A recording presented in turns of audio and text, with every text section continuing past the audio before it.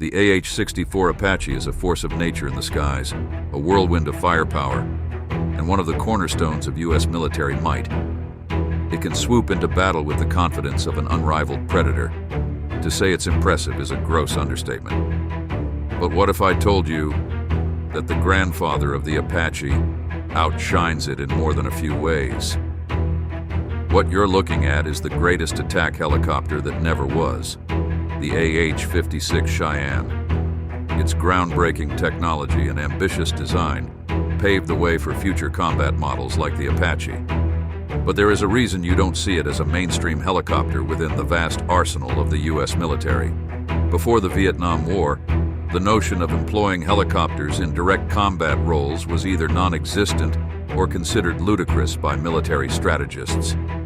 Helicopters were primarily viewed as tools for logistical support, medical evac, and recon. Their use in active combat scenarios was limited and experimental, with very little to no emphasis on their offensive capabilities. During World War II, helicopters like the Sikorsky R-4 were used in very limited and experimental capacities, primarily for search and rescue missions in the challenging terrains of Burma, where traditional methods weren't feasible. It was the same in Korea with the Bell H-13 Sioux. However, their involvement in direct combat remained minimal. It was the Vietnam War that fundamentally altered the role of helicopters in military operations. The challenging jungle terrain and guerrilla warfare tactics of the Viet Cong necessitated innovative approaches to mobility and firepower. The U.S. Army began to experiment with helicopters in more aggressive roles. The UH-1 Huey, initially developed as a medical evac and utility helicopter in 1956, was repurposed to fire machine guns, AGM-22 anti-tank missiles, and other armaments. It worked well enough in its new role that its performance revolutionized air mobility, opening the eyes of U.S. Army bigwigs and making them realize the potential of helicopters as a formidable combat vehicle. The performance of the UH-1 Huey in Vietnam proved that helicopters could be more than just support units. This realization spurred the U.S. Army to develop dedicated attack helicopters that could provide even greater firepower and support on the battlefield. The Advanced Aerial Fire Support System program was launched in March 1964, and 2 years later, Lockheed won the contract with their CL-840 prototype. It's important to note that Lockheed had never made a helicopter before, let alone an attack helicopter. Their entry was given the military designation AH56 Cheyenne. After it was developed, it was considered by many to be decades ahead of its time as far as speed, agility, and armaments. The AH-56 Cheyenne was truly one of a kind. Most attack helicopters like the Cobra, Apache, and Huey are all dedicated in one role. But the Cheyenne was built to be an all-in-one combat machine, capable of many roles like close air support, recon, and anti-tank missions. How does it compare to traditional helicopters of the era, like the Huey, which typically maxes out around 140 miles per hour? Well, let's say you get to ride the Cheyenne, and your best bud gets to ride the Huey. If you two started a race from New York City, your Cheyenne would be comfortably parked in Chicago by the time your bud's Huey reached Cleveland. When it came to speed and agility, this is where the Cheyenne really broke away from traditional helicopter designs. The current attack helicopters at the time, like the AH-1 Cobra, only could reach top speeds of 137 miles per hour, while the Cheyenne could reach all the way up to 253 miles per hour. To put that into perspective, a Formula One race car zooming down a straight track can reach a max speed of 233 miles per hour, but it's nowhere near as agile as the Cheyenne. So how could they achieve such a drastic difference in performance compared to the other helicopters at the time? See the tail of the bird here? Looks pretty strange compared to the more common helicopters you are used to seeing, huh? They incorporated a unique combination of a rigid main rotor system and a powerful pusher propeller positioned at the rear. This is what really helped give it such a drastic boost of speed. But it didn't only contribute to the helicopter's forward thrust, it also enhanced its aerodynamic efficiency, enabling the Cheyenne to reach speeds that rivaled those of contemporary helicopters. On top of all of this, it was also built with large fixed stub wings, which helped provide it with extra lift and more armament. The overall design allowed the Cheyenne to perform daring aerial maneuvers that were previously unthinkable for rotary wing aircraft. It could dive, climb, and even briefly fly backward, then rapidly surge forward, all while maintaining stability and control that pilots could only dream of with earlier models. Now let's talk armaments. The Cheyenne had an adaptable nose turret, which could be outfitted with either a 40mm grenade launcher for devastating explosive ordnance or a 7.62mm minigun for rapid-fire precision against softer targets. Below the belly turret housed an XM140 cannon that spits shells as large as size D batteries.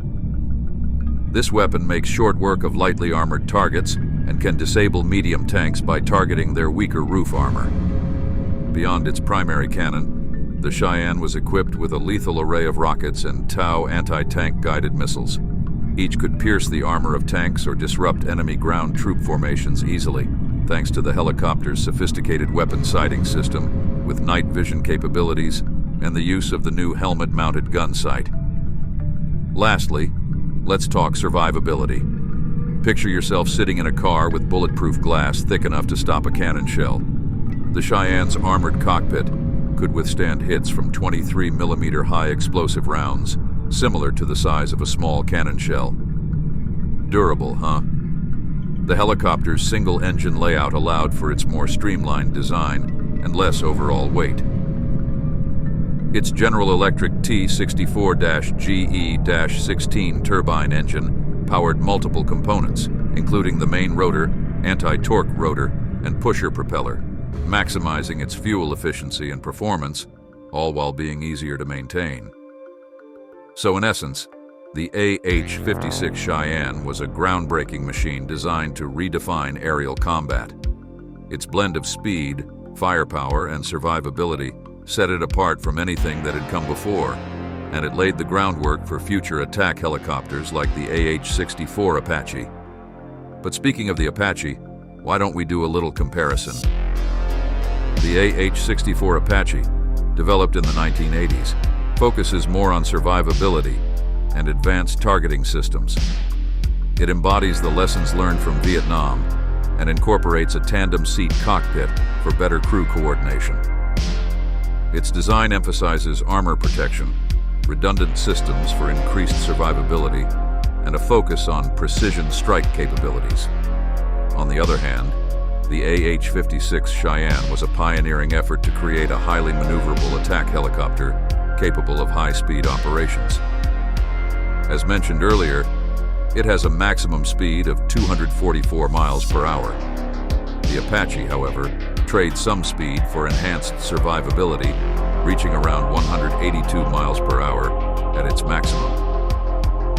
While not as fast as the Cheyenne, the Apache's speed is sufficient for modern combat scenarios, where stealth and tactical positioning are often more important than outright speed. As far as armaments, both helicopters are heavily armed, but their armaments reflect their operational doctrines. The Apache features a 30mm M230 chain gun, Hydra 70 rocket pods, and Hellfire missiles. The Hellfire missiles, in particular, allow for precision strikes from a distance, which ties into the Apache's nap-of-the-earth flight tactics. This technique involves flying at extremely low altitudes, using the terrain to mask the helicopter's presence and minimize exposure to enemy radar and anti-aircraft systems. This tactic is a cornerstone of the Apache's operational use, allowing it to approach targets stealthily and engage them with minimal risk. The Cheyenne, on the other hand, was equipped with a 30mm XM140 autocannon, 7.62mm miniguns, grenade launchers, and TOW missiles, making it a dedicated tank buster. Its weaponry was focused on direct confrontation and overwhelming firepower. Sure, the Tau missiles aren't as advanced as the Apache's Hellfire missiles, but let's be real here. If the Cheyenne had stayed in the game, it would have been upgraded to carry those Hellfires too. Next, let's talk about survivability. As mentioned earlier, the Cheyenne's cockpit has a thick armor that can stop a cannon shell, but the Apache takes survivability a step further with its heavily armored airframe, including protection against 23mm rounds and redundant systems to ensure it can continue operating even after sustaining damage. It's like comparing a tank to an armored car. The Apache can take more punishment and keep fighting. Lastly, let's talk tech. The Apache benefits from decades of combat experience and technological advancements, featuring state-of-the-art avionics, night vision systems, and the capability to share real-time data with other units. This makes it not only a powerful attack helicopter, but also a critical component in the modern battlefield network. Now, the Cheyenne was no slouch. Again, it was decades ahead of its time, with advanced avionics and the integration of both helicopter and fixed-wing technologies. However, it lacked the sophistication of modern sensor and targeting systems. Begs the question, what could have happened if it wasn't canceled? We'll talk about that next. The AH56 Cheyenne was an ambitious project, but it faced several operational issues and was ultimately canceled for a lot of reasons. The Cheyenne was designed to be ahead of its time, but its design was also one of the major reasons for its downfall. The advanced rotor system and pusher propeller that gave it its Formula One levels of speed also made it difficult to manage and expensive to build. Test pilots praised its capabilities, describing it as one of the finest aircraft tested at Edwards Air Force Base. Unfortunately, this caused a major blow to the program, the tragic death of a test pilot named David A. Beale on March 12, 1969. Despite Lockheed's efforts to address these issues, the incident cast a long shadow over the program. Political factors also played a crucial role in the Cheyenne's demise. The Key West Agreement, which aimed to prevent duplication of military roles among the services, became a point of contention in 1971. The U.S. Air Force argued that the Cheyenne's capabilities overlapped with their close air support role, particularly with the upcoming A-10 Thunderbolt II, aka Warthog.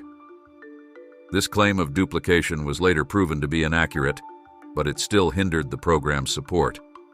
Adding to the political and inter-service rivalries was intense lobbying from Bell Helicopters. When the U.S. Army awarded the Advanced Aerial Fire Support System contract to Lockheed in 1966, they also ordered AH-1G Cobra helicopters as a stopgap because it was going to take Lockheed years to develop the AH-56, and the troops in Vietnam needed attack helicopters for the time being. The AH-1 Cobra was the attack version of the Huey. Bell lobbied for increased use of these Cobras, which, while nowhere near as fast or as maneuverable as the Cheyennes, were significantly cheaper and could be produced in larger numbers. This increased usage of the AH-1 Cobras in Vietnam also shifted the U.S. Army's requirements from high speed to high survivability, which further rendered the Cheyenne's unique selling points moot. The following year, despite Lockheed fixing many technical issues, the program hit another snag. During a missile-firing demo at the Yuma Proving Ground, meant to impress the Senate Armed Services Committee, the first Cheyenne Tau missile missed the target and hit the ground. The senators present were disappointed by this mishap, which led to the decision to cancel the Advanced Aerial Fire Support System program. Not too long after, the U.S. Army initiated another similar project, the Advanced Attack Helicopter Program, aiming to create a versatile, highly survivable, and deadly attack helicopter. Hughes Helicopters, which later became part of Boeing, won the contract, leading to the development of the AH-64 Apache. The Apache first flew in 1975 and entered service in 1986. It quickly proved its worth as a highly effective weapon system. Its primary Soviet competitor would have been the Mi-24 Heinz. While the Heinz' ability to carry troops added versatility to its role, it wasn't a dedicated attack helicopter like the Cheyenne. The Cheyenne, with its max speed of 244 miles per hour, could have easily outpaced the slower Soviet Hind, capable of only 208 miles per hour.